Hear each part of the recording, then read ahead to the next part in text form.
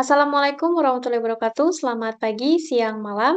Perkenalkan nama saya Tani Retno Kinasi dari kelas DIDA Program Studi D3S1 Teknik Industri Binus Online Learning. Pada kesempatan ini saya akan memaparkan hasil dari Project Based Learning Karakter Building Kewarganegaraan dengan judul Analisis Kesejahteraan Pekerja Cleaning Service di Wilayah Jakarta terkait SDG nomor 8 Pekerjaan Layak dan Pertumbuhan Ekonomi.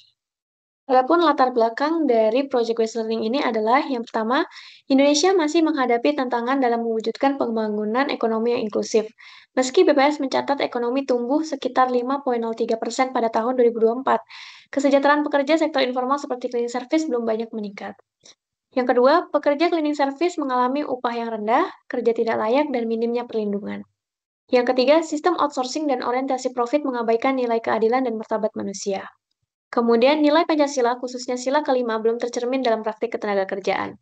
Dan yang terakhir, pembangunan inklusif perlu hadir lewat reformasi ketenagakerjaan dan pengawasan yang adil.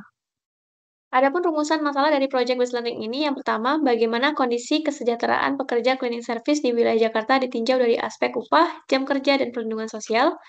Kemudian, sejauh mana pekerjaan cleaning service di Jakarta memenuhi kriteria pekerjaan layak sebagaimana dimaksud dalam SDG nomor 8.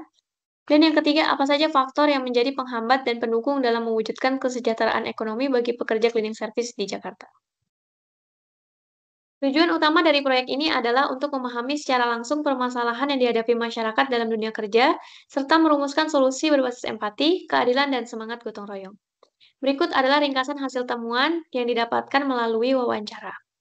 Hasil temuan pertama didapatkan dari wawancara bersama dengan pekerja cleaning service.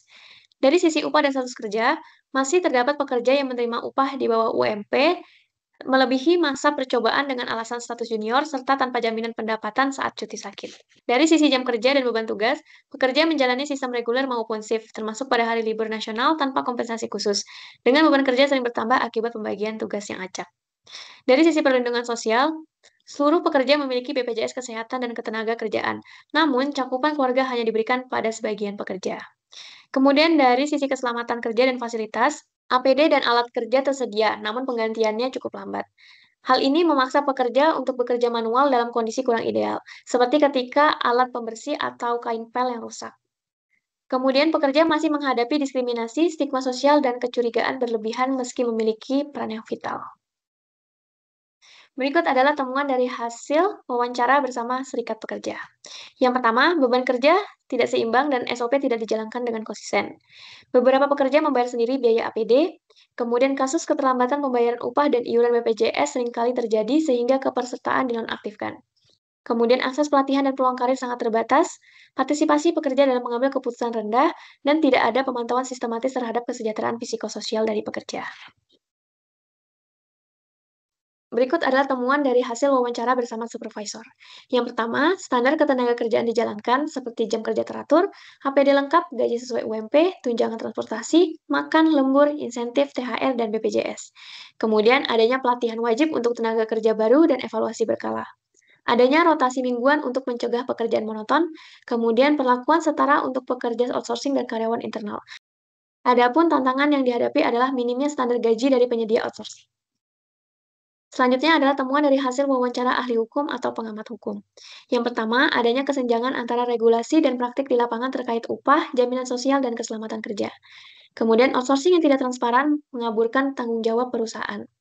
Lemahnya pengawasan pemerintah dan kurangnya edukasi hukum bagi pekerja, dan minimnya pelatihan K3 dan perlindungan hukum yang memadai. Berikut ini adalah kesimpulan yang didapatkan dari hasil wawancara pada Project Based Learning ini. Yang pertama, terdapat kesenjangan besar antara perusahaan yang menerapkan praktik baik dan yang mengeksploitasi pekerja, dengan pemenuhan hak lebih bergantung pada kebijakan internal daripada sistem yang terjamin. Yang kedua, perlindungan sosial dasar sebagian sudah ada, namun upah layak, jaminan pendapatan saat sakit, peluang karir, dan keselamatan kerja masih terbatas. Penyediaan APD pun sering tidak disertai sistem penggantian yang memadai. Dan yang ketiga, hambatan utama meliputi praktik outsourcing, lemahnya pengawasan pemerintah, rendahnya kesadaran hukum pekerja, dan stigma sosial. Dukungan datang dari perusahaan yang bertanggung jawab, peran serikat pekerja, serta ketangguhan individu pekerja. Berikut ini adalah solusi yang dapat diberikan pada project based learning ini. Yang pertama, audit beban kerja untuk memastikan tugas sesuai kapasitas dan jumlah pekerja. Yang kedua, peningkatan pelatihan keterampilan termasuk literasi keuangan dan sertifikasi K3. Yang ketiga, perbaikan sistem upah dan tunjangan termasuk kompensasi kerja di hari libur. Yang keempat, penegakan kewajiban perusahaan terhadap kepesertaan BPJS dan penyediaan SPD gratis. Kemudian yang kelima, pembentukan forum komunikasi pekerja untuk menyuarakan aspirasi dan keluhan. Yang keenam, pembatasan praktik outsourcing yang merugikan pekerja. Yang ketujuh, penguatan pengawasan dan penegakan hukum oleh pemerintah termasuk sanksi tegas. Dan yang terakhir adalah kolaborasi lintas sektor, pemerintah, perusahaan, serikat pekerja, LSM, akademisi, dan masyarakat untuk membangun ekosistem kerja yang adil dan berkelanjutan. Berikut ini adalah refleksi pribadi berdasarkan hasil wawancara pada project based learning ini. Yang pertama dari sisi self-awareness, wawancara ini membuat saya menyadari bahwa pekerjaan cleaning service memiliki peran vital dalam menjaga kebersihan, kenyamanan, dan kelancaran aktivitas publik. Kesadaran ini menumbuhkan rasa hormat terhadap kerja keras orang lain, terutama mereka yang bekerja di balik layar. Yang kedua, dari sisi adaptability, dari pengalaman cleaning service, saya belajar bahwa ketangguhan dan kemampuan beradaptasi sangat penting untuk bertahan dalam berbagai situasi, seperti ketika kerusakan peralatan, beban kerja tinggi, atau pandemi. Hal ini menegaskan bahwa kesiapan mental dan fleksibilitas adalah kunci menghadapi tantangan kerja.